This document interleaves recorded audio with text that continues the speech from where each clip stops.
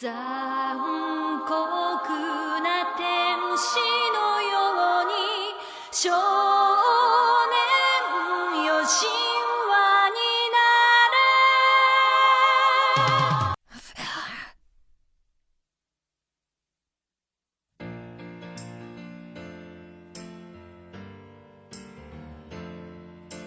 So this is probably going to be a really bad, probably service level reading of two songs from Neon Genesis Evangelion and the End of Evangelion. This video will go into detail about the song's meanings, how they contradict each other emotionally, and how much of a big waste of time this video will be when a much better YouTuber does a video like this one. Hooray for this course! NGE is a 90s mech anime about a squad of Eva pilots defending humanity from these recurring monstrous titans known as angels. The show is only 26 episodes, along with an accompanying movie finale called The End of Evangelion. Emphasis on end and finale, because good lord, this movie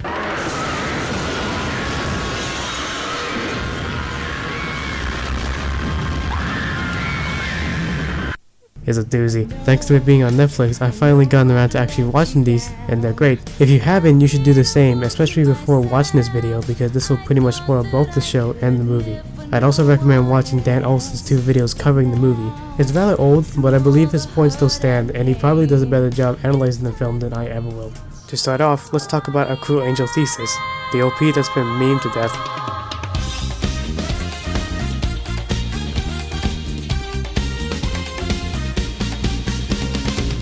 A slow, melodic singing at the beginning is juxtaposed by loud, catchy jazz. Translated, the lyrics read like an elongated motivational speech. A repeated line the song both starts and ends with is, "Go forth young boy, and you'll become a legend." It runs congruent with the main emotional conflict of the show, which is motivation. Throughout the show, there's this theme about self-worth and motivation, mostly confronted by the main trio. See, while the show is plainly an action anime with melodrama here and there, the real conflict of the show centers around this theme. Monsters attacking Tokyo 3 every so often is treated like a normality. Monster invades, city sinks to underground safe house. Ava's defeat monster. Really, the whole Ava versus Angel part of the episode is incidental, a means to an end. What's really important is Shinji and his unwillingness to grow up. Besides both the show and Dan Olson, the AT field is really a sort of immalleable representation of our insecurities. An invisible barrier we put around ourselves instinctively to ward off every physical thing around us. A happy place, if you will. I say this because Komm, Süsser Tod. How do you say that? Komm, Süsser Tod. Komm, Süsser Tod. What? Whatever. Or as it is evidently translated into English as Come Sweet Death, is a song all about the world deciding it collectively wants to commit suicide and celebrating it. The song is twice as long as the show's OP, and is much slower and more eerie. What's done is done, it feels so bad. What once was happy now is sad. I'll never love again, my world is ending. The song kicks off during the final 15 minutes of the End of Evangelion. The third impact happened. Basically all life is dying off and yeah. What really sticks out to me is this line. I know I've let you down. I've been a fool to myself. I thought that I could live for no one else. But now, through all the hurt and pain, it's time for me to respect the ones you love me more than anything.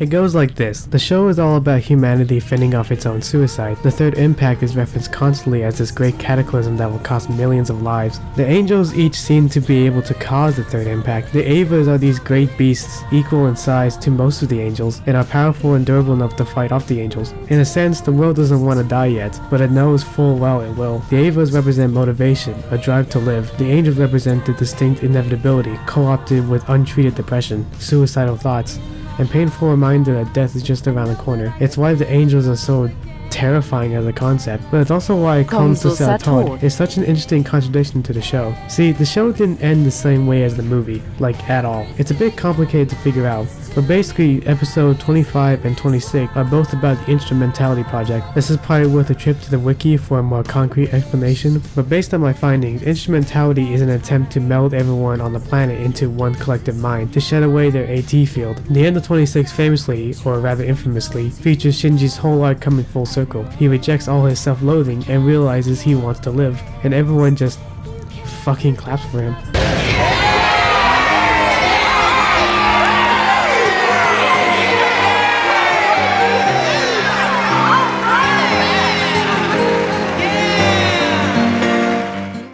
The End of Evangelion, however, well, instead of Shinji, it's Asuka. It's probably one of the more iconic scenes from the series. Asuka is hidden away under a lake in Areva while Nerve is being invaded by Steel. At some point, she gains a boost of confidence and realizes she doesn't want to die. She wants to live, and she just kills everyone. Mass-produced Evangelions are flown in and seem pretty terrifying, but Asuka just defeats them with ease. That is, until she is caught off guard when one of the Evas lobs a spear of Longinus and mortally wounds her. Her Eva runs out of power, and she's at the mercy of these beasts. She's basically dead. This whole scene is pretty representative of End of Eva's contradicting tone. Shinji defied his own self-loathing and is rewarded, whereas Asuka does the same, but is brutally killed and the world ends. It's these contradicting tones that make the movie so interesting, and this runs congruent with the movie's ending song. I referenced the clapping earlier. Shinji is praised for realizing his self-worth, and everyone claps for her. Really? Did I write that? Oh wow. Shinji is praised for realizing his self-worth and everyone claps for him. Does the clapping sound familiar? Congratulations! Congratulations!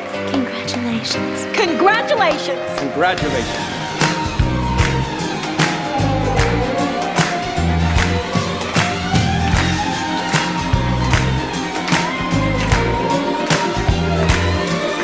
Despite this incomprehensible casualty of the third impact, the world just seems happy about it. After all, despite the eerie lyrics, there is a kind of celebratory jingle to the song as a whole.